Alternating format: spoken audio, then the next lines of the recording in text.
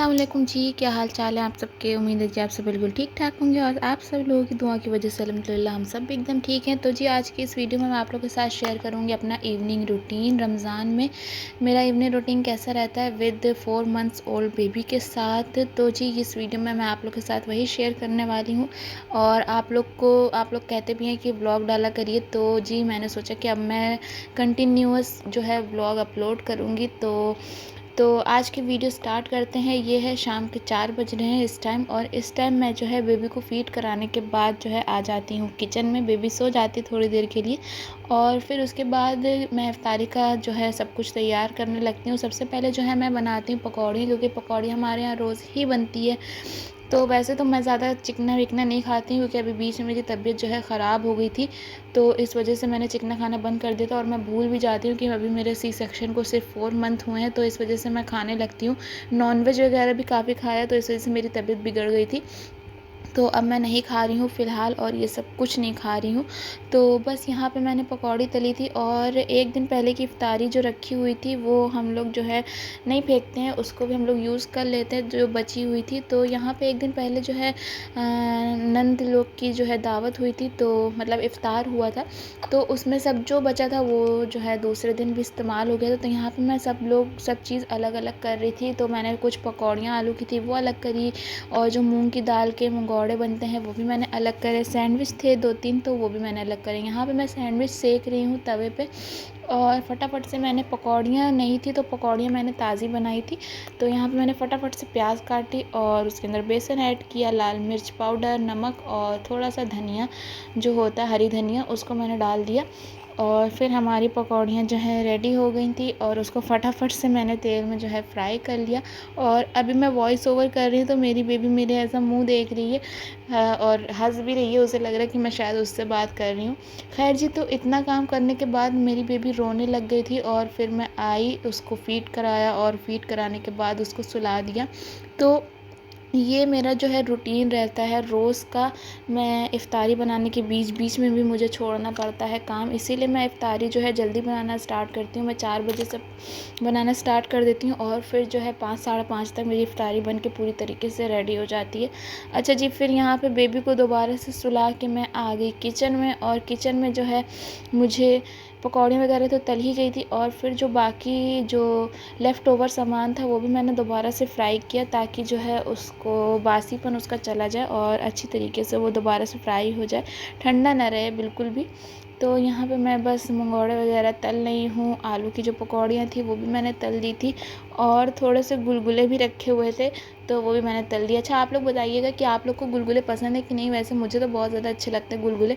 हाँ, पर मुलायम वाले मुझे नहीं अच्छे लगते। मुझे जो थोड़ा क्रिस्पी होते हैं ना, जो थोड़ा टाइट टाइट से होते हैं और जो जल जाते हैं, वो मुझे बहुत ज़्यादा अच्छे लगते हैं। और यहाँ पे बस मैं जो है फ्राई कर रही थी, सब चीज़ फ्राई हो गई थी। और इस टाइम मैं इतनी जल्दी जल्दी काम करती हूँ, क्योंकि मेरी बेटी का कभी भी कोई भी भरोसा नहीं रहता है कि वो कब रोने लगे। और वो जो है अगर एक बार उसने बहुत तेज़ वाला रोना स्टार्ट कर दिया, तो फिर वो किसी के पास भी चुप नहीं होती है, तो मुझे ही उसे लेना पड़ता है जब भी वो चुप होती है। और साथ ही साथ मैं बर्तन भी धोती जाती हूँ, क्योंकि अगर बर्तन साथ साथ धोते रहते हैं तो फिर बर्तन नहीं निकलते, तो इस वजह से मैं बर्तन भी धोती जाती हूँ। अच्छा जी, यहाँ पे तलने वाले का काम तो मेरा कंप्लीट हो गया था, और फिर आती है फ्रूट्स काटने की बारी। फ्रूट्स में सिर्फ जो है पपाया था, वो भी मैंने कट किया। और मुझे जो है फ्रूट काटने में इतनी ज़्यादा जो है इरिटेशन होती है, पहले मुझे बहुत होती थी। मैं अपने मायके में बिल्कुल भी फ्रूट्स नहीं काटती थी। मेरे अब्बा जो है मेरे लिए फ्रूट्स काट काट के हम लोग के लिए देते थे, तो हम लोग खाते थे। बट कोई नहीं, यहाँ पे मैं काटती हूँ खुद से ही। और पपाया काटने के बाद मैंने फटाफट से काटा खीरा। तो खीरा यहाँ पे मैं काट ही रही थी जल्दी जल्दी, और बज गए थे शाम के टाइम, हो गया था 5 बज गया था। और मेरी बेबी जो है, जो मैं सुला के आई थी, तो वो सो ही रही थी, और अभी भी सो रही है मेरी बेबी। तो फिर यहाँ पे मैंने फटाफट से चाय भी चढ़ा दी, और चाय मैं भी इतने टाइम बना लेती हूँ, और जब जिसको पीनी होती है तो फिर मैं दोबारा से गर्म करके दे देती हूँ, ताकि बाद में कोई मुझे काम ना हो, ज़्यादा हेडेक ना हो। तो खैर फटाफट से यहाँ पे बॉटल भरी, बर्तन जो थे जो भी निकले वो मैंने फटाफट से धोए, और बॉटल भर के फ्रिज में लगा दी। और वैसे भी अब तो गर्मियाँ आ गई हैं, अब तो बॉटल भरने का सिलसिला जारी ही रहेगा। और फिर जी उसके बाद मैंने सोचा कि बेटी जब सो ही रही है तो मैं रात के खाने की तैयारी भी कर लूँ यहाँ पे। वैसे थकान इतनी ज़्यादा हो जाती है, बस मन करता है कि एक दिन के लिए छुट्टी ले लूँ।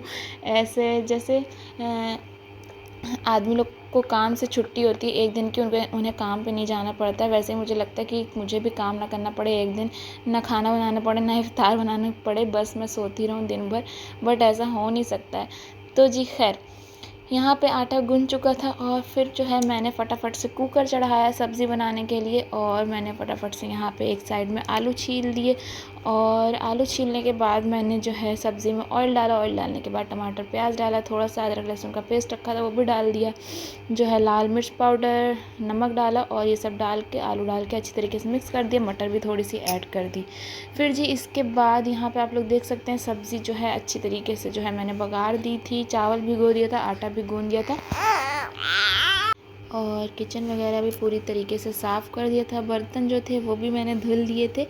और यहाँ पे जब मैं फिर घर मतलब कमरे में आई तो मेरी बेटी जो है यहाँ पे सो रही थी, तो फिर से मैंने उसको फ़ीड कराया, और फ़ीड कराने के बाद हम सब ने इफ़्तार किया।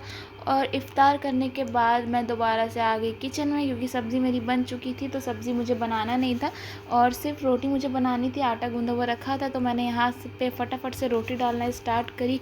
रोटी डालने के बाद चावल भी उधर चढ़ा दिया था, और यहाँ पे मेरी बेटी जो है फिर से रोने लग गई थी, और फिर मुझे रोटी बनाना बीच में करना पड़ा स्किप। और फिर मैं अपनी बेटी को लेके आई थी दिखाने के लिए कि मैं देखो मैं क्या कर रही हूँ, रोटी बना रही हूँ। तो जी खैर, फिर मैं उसको दोबारा से लेके गई। जब वो चुप हो गई, रोटी भी बनाई फटाफट से, और उसके बाद जो है चावल भी अच्छी तरीके से पक चुका था। दूध भी मुझे बॉईल करना था, तो दूध भी मैंने बॉईल कर लिया, और बॉईल ये सब करने के बाद मैंने अच्छी तरीके से गैस पोंछी। और इतना करते करते मुझे बज गए थे रात के 8, साढ़े 8 हो जाता है रोज़ का। मुझे यही मेरा डेली रूटीन रहता है 4 मंथ बेबी के साथ, बीच बीच में उसको भी संभालना रहता है। और इस बीच में जब मुझे इफ़्तार के टाइम पे मुझे गैप मिलता है इफ़्तार बनाने के बाद, तो मैं बेबी का जो है डायपर भी चेंज करती हूँ। और बेबी का डायपर चेंज करना बिल्कुल भी ना भूलें, चाहे आप जितना भी बिज़ी हो, तो उससे अगर आप नहीं चेंज करेंगे तो उससे उसको इन्फेक्शन हो सकता है, तो जल्दी जल्दी करते रहो। यहाँ पे देख सकते हैं कितने ज़्यादा जो है बर्तन निकल आए थे दोबारा से, और ये बर्तनों का सिलसिला तो कभी ख़त्म ही नहीं होता है। लोग कहते हैं कि रमज़ान में बर्तन अब निकलेंगे ज़्यादा इफ्तार के बाद, और वैसे भी, लेकिन मेरी ज़िंदगी में तो मतलब मेरी ज़िंदगी में क्या, एक हाउसवाइफ़ की ज़िंदगी में बर्तन का रिश्ता जो है ऐसा जुड़ता है कि कभी ख़त्म ही नहीं होता है। सुबह मतलब सिर्फ मैं ही मतलब रोज़ा नहीं रख रही हूँ इस वक्त फ़िलहाल तो, लेकिन मैं सुबह भी बर्तन धोती हूँ, और बाकी जो है रात में इफ़्तार में तो निकलते ही हैं। इफ़्तार बनाने के बाद मैं धोती हूँ, इफ़्तार करने के बाद बर्तन धोती हूँ, खाना बनाने के बाद जो बर्तन निकलते हैं वो मैं धोती हूँ। यहाँ पे खाना बनाने के बाद के बर्तन मैं धुल रही हूँ, और फिर उसके बाद जो है खाना खाने के बाद जो बर्तन निकलते हैं वो भी मैं धोती हूँ। अगर ऐसे देखा जाए कि तो कितने बर्तन होते हैं जो हम हाउसवाइफ़ धुल चुके होते हैं दिन भर में। तो खैर, रमज़ान को ज़बरदस्ती में बदनाम किया गया है इफ़्तार को, ऐसा कोई बात नहीं है। बर्तन तो निकलते ही रहते हैं, और हम लेडीज़ लोग धोते भी हैं। तो जी खैर, यहाँ पे मैंने जो है रोटी वाला पटरा धोया, और रोटी वाला पटरा धोने के बाद और भी जितने बर्तन थे वो भी धोए। अच्छा, बेटी जो है मेरी इस टाइम पे जो है खेलती है, क्योंकि मैं उसको फ़ीड वगैरह करा देती हूँ, क्योंकि सोती नहीं है वो रात में वो 8 बजे के बाद नहीं सोती है, बिल्कुल भी नहीं सोती है।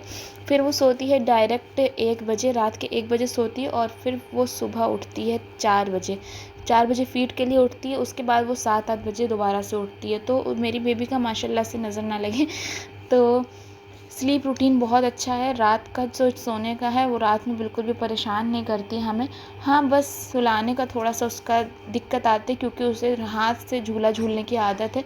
वो हाथ से झूला झूल के ही सोती है, तो हम हस्बैंड जो है बराबर से अपनी ड्यूटी को निभाते हैं। अच्छा जी, कुछ लोग इसमें कहेंगे कि हस्बैंड का रोल नहीं होता है बेबी को पालने में, तो भाई हस्बैंड का भी रोल होना चाहिए बेबी को पालने में, और अल्हम्दुलिल्लाह से मेरे हस्बैंड जो है बखूबी अपना रोल निभाते हैं, अल्लाह का शुक्र है।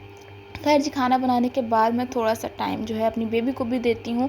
थोड़ा-सा टाइम क्या, मेरा खाना बनाने के बाद जितना भी टाइम रहता है वो बेबी के लिए ही रहता है, क्योंकि अपने बेबी को आप जितना ज़्यादा टाइम दे सकते हैं, जितना ज़्यादा उसके साथ खेल सकते हैं उतना ज़्यादा खेलिए। इससे वो एक्टिव रहेगा, खुश रहेगा, हैप्पी रहेगा। जितने जी ये मेरा था शाम के 4 बजे से लेकर के रात के 9 बजे तक का रूटीन, जो मैंने आप लोग के साथ शेयर किया है। तो आई होप कि आप लोग को वीडियो अच्छी लगी होगी, और अगर वीडियो अच्छी लगी तो प्लीज़ चैनल चैनल को सब्सक्राइब कर दीजिएगा, वीडियो को लाइक कर दीजिएगा, प्यारा सा कमेंट कर दीजिएगा। मिलता है आपसे नेक्स्ट वीडियो में, तब तक के लिए take care, thanks for watching.